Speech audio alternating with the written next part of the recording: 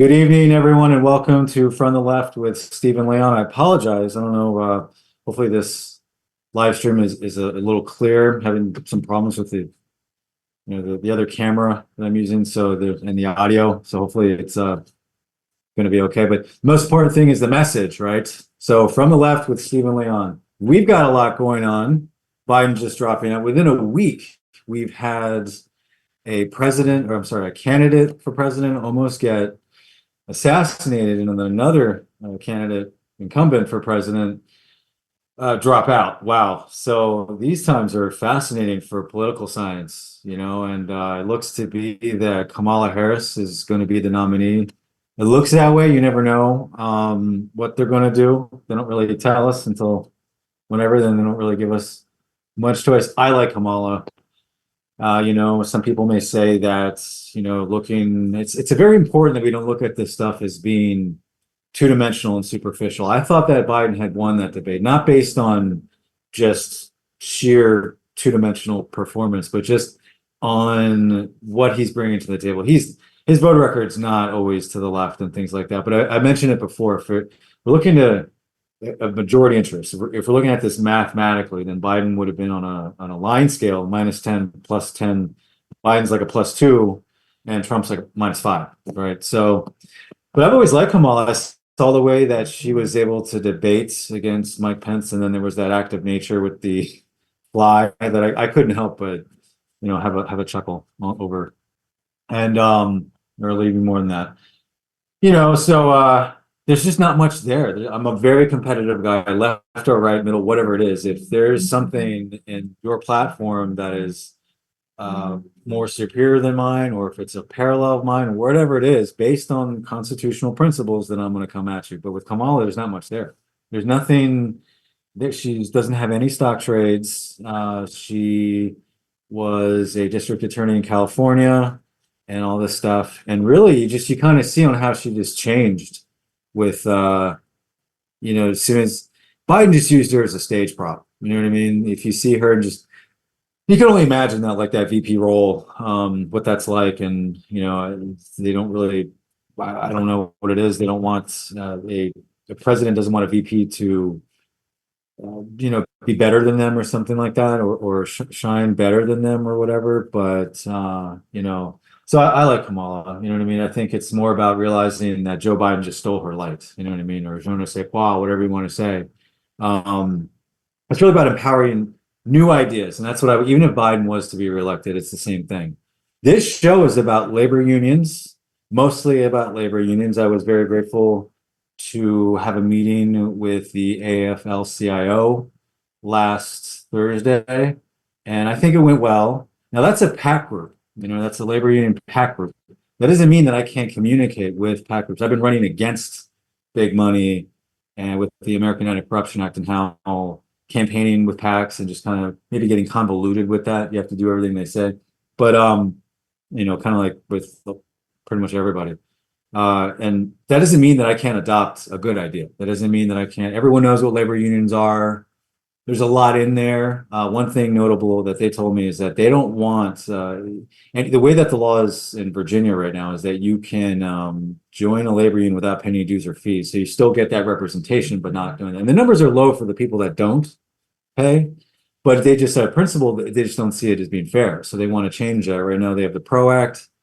This all builds into my platform. I have the American Capitalism Protection Act, which is what we have here is the corporations buying out both sides of the parties and what they've been doing on the right is essentially doing the opposite of what the Democrats have been doing since Kennedy. So if you want to talk about corporations, the corporations are buying out the left too, but more so on the right, where it just comes that they don't want to support labor unions. You know what I mean? They don't want to. I don't hear any good things with the Project 25 kind of thing, and it's 900 pages if you've had the time to go through it. And even Trump himself said that he hasn't supported it, but how can you really trust that guy? You know what I mean? It's just too late in the game to trust him. So, yeah, I support the labor unions, but again, I don't have to get any money from them. It's more like behind the scenes stuff. You know what I mean? Communicating with them. What do you want? What can I do about it? What does the government have any do for it? For that, and then make it about them, make it about their organizations, not my face. That's what's going on, is that all the money's coming through and it's circulating around the representatives, and then it's stalemating on both sides. You're seeing that opposition, and nothing's getting done. So let's say if I were to get the endorsement from AFL-CIO, go whatever money that you have, whatever your dues or fees, or you go knocking on doors, and any legislation, make it about you guys. If you have a PR person or something like that, and just be like, hey, look, we accomplished something, and then have a representative, myself or somebody else, just off on the side. That's what it's become. It's become just putting all this money, unlimited amounts of money, to these candidates, and nothing really gets done. So I see a place of reinvigorate, I can't even say that word, reinvigorating with Kamala Harris and with new ideas. Now, one thing that I've always, when I see myself amongst other candidates, is my innovation. I come from intellectual property law and just thinking creatively and being able to just to do that. And with her, I remember during COVID, she had this idea for drive-in voter registration. That was neat. I remember like, hey, so that's good. You're thinking new and different. So yeah, labor unions aren't subject to just blue collar, lots of white collar stuff. I mentioned the American Capitalism Protection Act and how we want to get CO salary caps at a reasonable ratio versus the 300-to-1 that's right now just buying out everything. And with the American Capitalism Protection Act, there's with that CO salary cap, that's a Robert Reich is talking about that. Lots of people are talking about that, and even Bernie is talking about the CO salary caps. When he first mentioned some of the ideas that he had, specifically he calls it distributed wealth, and you see that and you think that excess CO profits would go into a tax, kind of thing or parameter, and then have that there, and that would just benefit government programs. That's not what I'm talking about. I'm talking about taking those CO salary caps and distributing it to the employees themselves, right? Also protecting truck drivers. I think we could possibly, let's look at the numbers, at least in ideas. What kind of incentives, what kind of tax breaks can we give for the truck driving industry? You know what I mean? These things with labor unions, it's not just left or right, it's everybody. That's what's a cool thing another thing that I found and to sell you guys on when it comes to unifying. You see what happened to Trump. Everybody wants to unify, so let's see it with ideas. So AI, that's another big thing. The incumbent here, Don Byers, not talking about protecting jobs. I looked at a principle. What is the most vulnerable? What is the most connected? What is the most efficient? And that would be protecting it through IT, and then creating a counter discriminatory policy where you can't get your job replaced just for being human. You know what I mean? So yeah, and it's not even just white collar and blue collar, maybe in betweens. It's artists too. Artists, they have is it the FMA? There's a lot with labor unions. There's a lot in there. We fundamentally all understand what it is. It protects. It gives you a voice in a mitigating place, because it can be difficult to approach managers or HR, and it's nice to have that buffer. I mean, that's exactly what being a representative would be. It's like I'm the buffer between what we're going to create in a law and what the people want. That's it. You know what I mean? It's not about me tap dancing around there and things like that, and just spending 70% of my time like they're all doing, et cetera, et cetera. So yeah, so artists, I think I'll pull up an article if you just Google the artists, any kind of artists, labor unions. And also I remember a while back, there's a couple of songs that I like from 30 Seconds to Mars. It's not really too much of my style of music, but there are a couple of good songs that I like. And so there's this really cool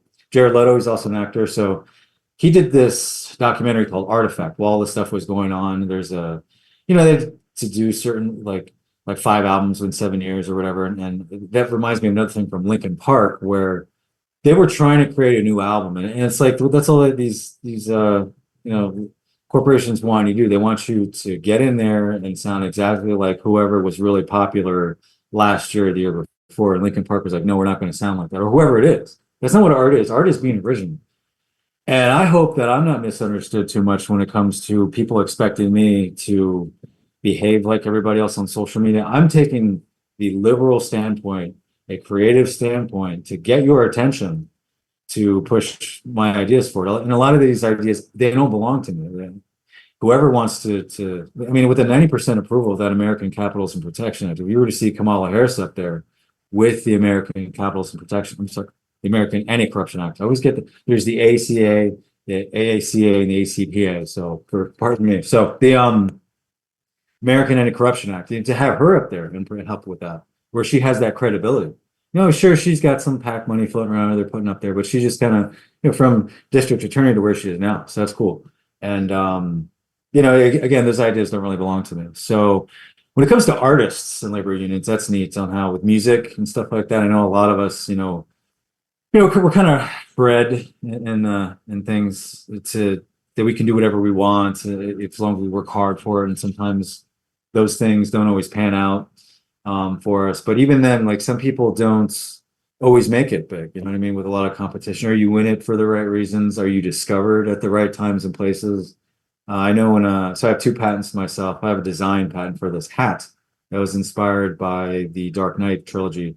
And just Batman. What guy doesn't, want to be Batman, even as an adult? I mean, or at least a low level version, some kind of, it's just what guys do. It just makes us feel, I don't know, that's just what we do. So I took this hat, I took the concept of the ears and I used some makeshift trigonometry and some knowledge of when I was younger, my mom taught me how to make stuffed animal bear, something like that. So I never really go to build a bear, I just know how to make my own and things like that. So I used the skill set from all the sewing and things like that. And so I got a design patent. It doesn't have the mask part, so I was able to get patented. And then my buddy and I a few of my buddies went to Comic-Cons and everything to be received like that, to go out there. Essentially, it's a trade show, right? So, and I can't the satisfaction from that artistically was really cool. And even from a business standpoint, materials and costs to get them made I had an artist table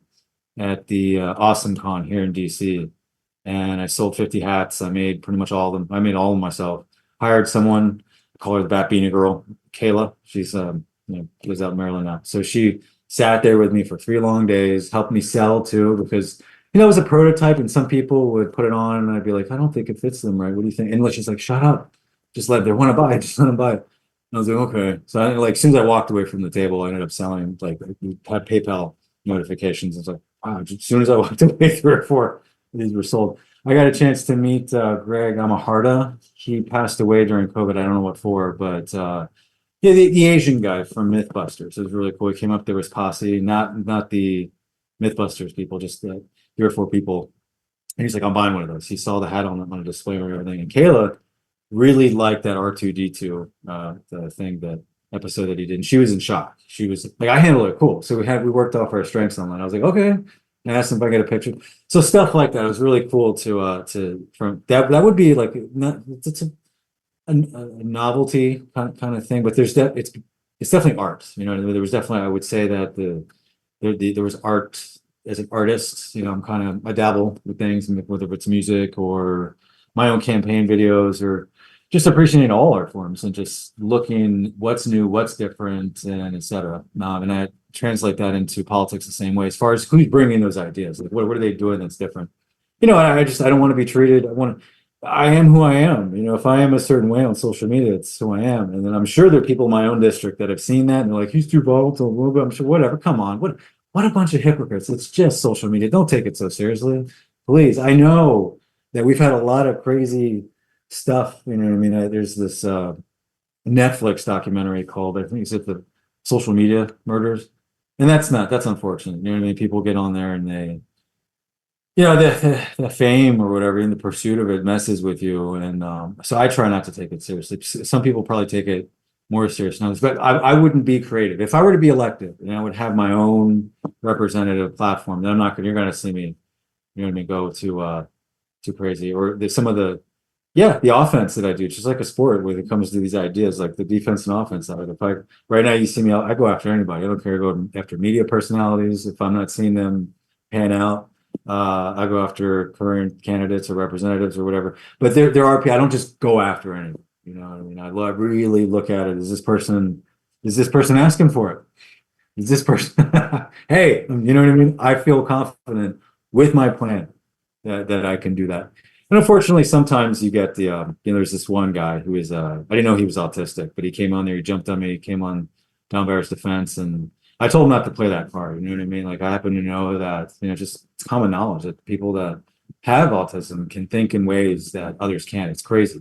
you know what I mean? It's a just how in all the different pluralities in that in how they think, and I appreciate that. That's cool. You know, people that are different or out of the majority, there's always something to appreciate on. So, but when it comes down to that static or just the crystallized 2D environment, people see it and they think I'm an asshole. You know what I mean? And it may be some ways I am, but my intention, maybe even creatively, I don't know. I mean, I look at it as a video game. You know what I mean? Like you play Tekken or whatever it is, and you win some, you lose some. That's the way I see that element of it. So, you know what I mean? It's just it's still kind of you wonder. It's a lot of other people came to that individual's defense that had autism and just thought that I was, and that's not it at all. It's like immediately you're looking to be offended. Is that what you're looking for? Really?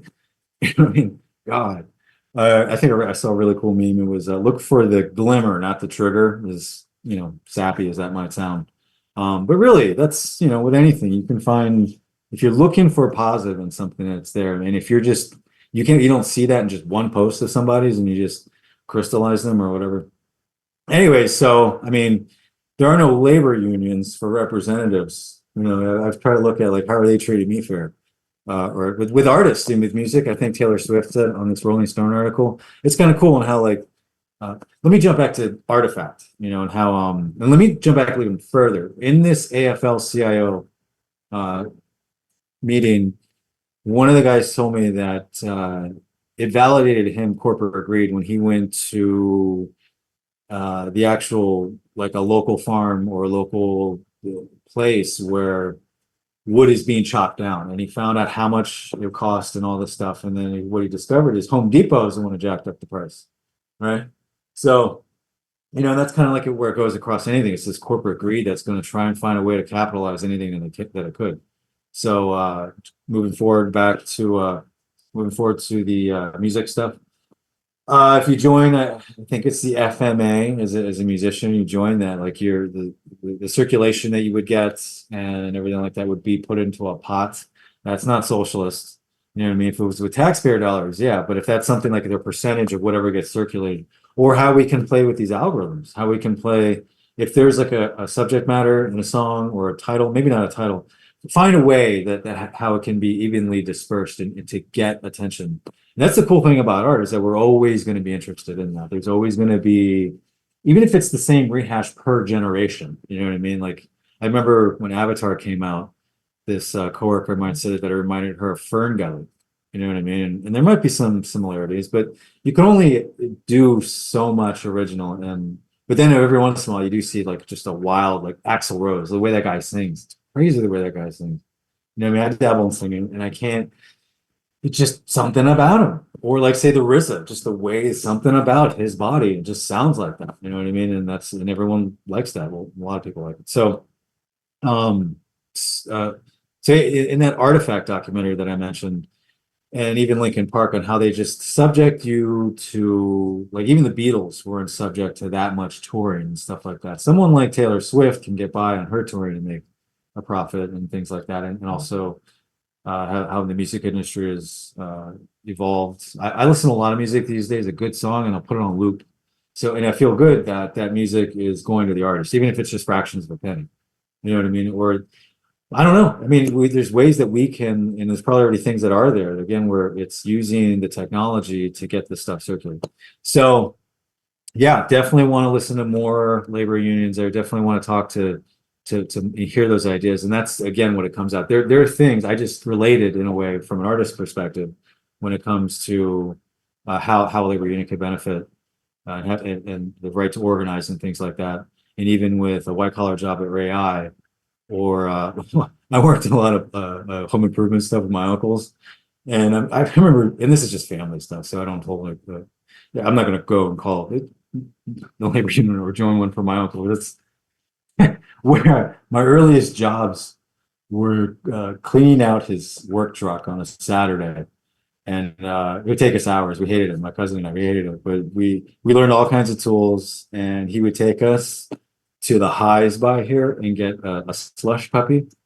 That's like 35 cents for the whole Saturday. And it's, you know what I mean? And he would do that like 3 or 4 times a year to it. So like, or during the summer too, we go to my grandmother's house and use her driveway, and we're like, oh, and what are you gonna do? So yeah, or delivering flowers and things like that. So I can definitely relate to.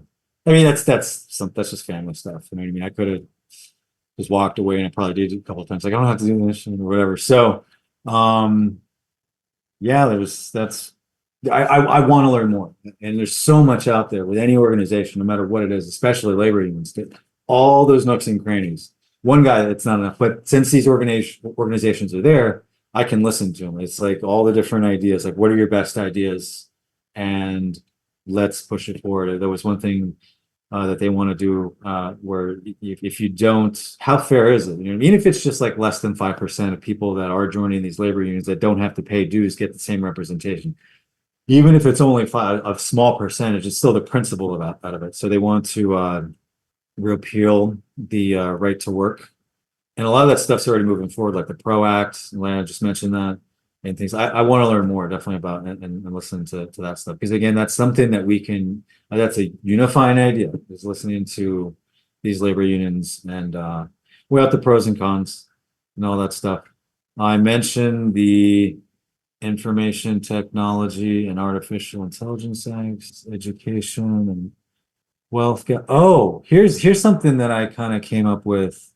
I just thinking objectively, I think it started with an Elizabeth Warren post on how the left wants to use taxpayer dollars to make higher education college more affordable.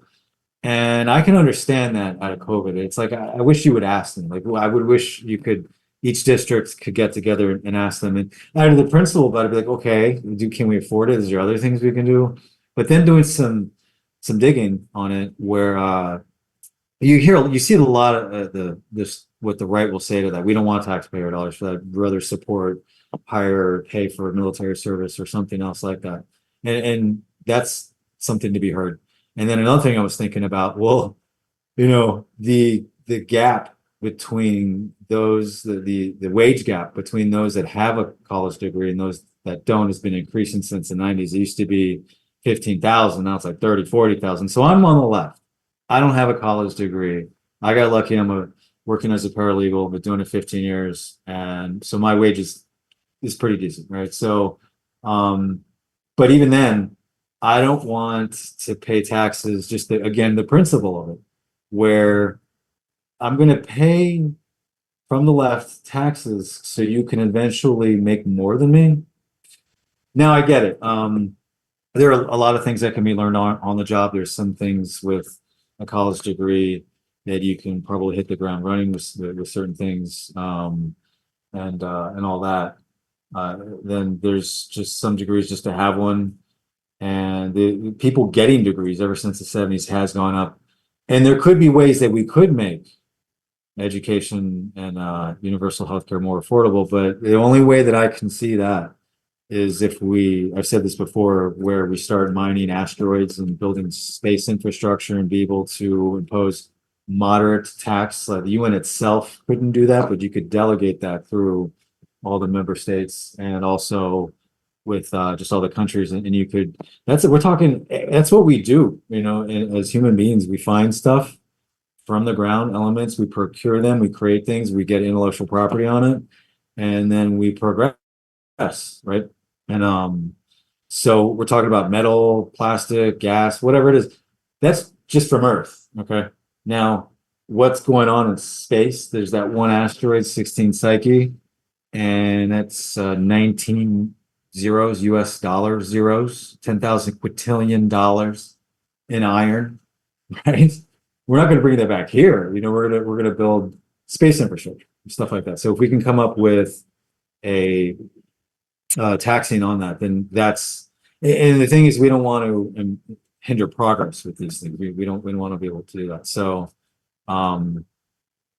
yeah, so that's a thing that I looked at objectively. This is like, did anyone ever really put that together? Did everyone ever think like, I'm on the left here. Do I really want to pay my taxpayer dollars to help you get your college degree to make more than me later? It's unfair, don't you think? So I hope that if Kamala wins the nomination and the election, and so do I I kind of put it out there, like, who's your VP going to be? Maybe I could be VP. I could totally be VP. Listen, this is about the ideas. You know what I mean?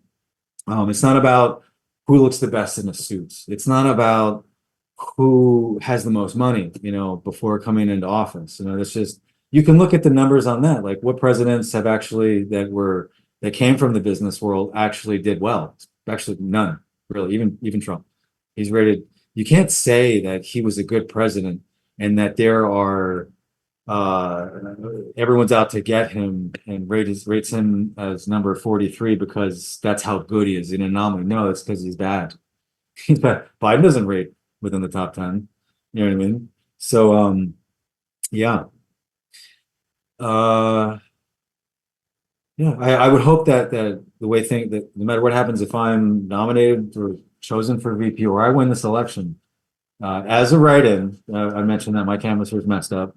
And to get the left to listen to those ideas and be objective as well as the right. You know what I mean? If we're going to do that for the right, then they'll do that for us on the left. If it's abortion rights, you can't use your religious beliefs on people. There are many people that have abortions who are religious or spiritual, and they have their own ways of coping with it, and it's none of your business. And also to the left, if it's has anything to do with, actually, I like, we don't see much of a need for assault weapons in the cities. We don't want them there, obviously, but that doesn't mean ban them entirely. Maybe ammunition, like you can't possess a lot of ammunition. But if I were a president or governor, I actually want those in rural-esque communities to have their assault weapons, mostly for sport. That's what they're for. You can't impose Amendment 2 on the people themselves. And I know this sounds crazy, but what if there's like an invasion? You know what I mean? Like aliens or just a foreign nation or whatever like that. I like the idea that I could call on, as long as and also know that most of firearm related murders are in red states. And I know that's something that someone, from the right that knows that, like, well, how do we bring that down? And a lot of that is from socioeconomic depression. You know what I mean? A lot of that, there's mental illness in there. And there's things that we can do. I believe that, and a lot of this stuff is committed by men too.